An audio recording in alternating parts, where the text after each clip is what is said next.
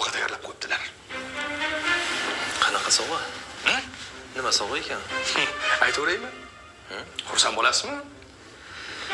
Bilmadim endi aka. 3 xonali uy. Qale. Uyim bor-ku, aka. Uyingiz bor. Buni bilamiz. Dadam aytdilar, ertandan kelin oladi, to'g'rimi? Ular farzandli bo'ladi. Chiqib ketish kerak, Akbarjon dedi. Ha, xo'p. Endi kechirasiz. Adashman. Hayajonlanib ketdim. 3 xonali uy emas, xonadon. Xonadon. Mayli aka, nima bo'lganda ham. Agar ukam uylanadigan bo'lsa, uni g'amini o'zim yeyman, xotir olmanglar. Menga qarang, Bojajon, men sizni bojam deganman-a, bilasiz? Hozir orqangizda bir kuchli odam bo'lmasa, hech narsaga erisha olmaysiz. Aka, men Xudoga ishonaman. Biz ham ishonamiz. Biz ham ishonamiz.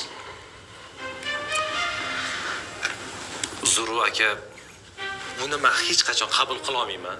Mayli, sizga qanaqa bo'lsa bo'lsin-u, lekin bu menga umuman to'g'ri kelmaydi. Iltimos, xonadan chiqib keting, xafalashib qolmaylik aka. Siz g'alati bola ekansiz-ku.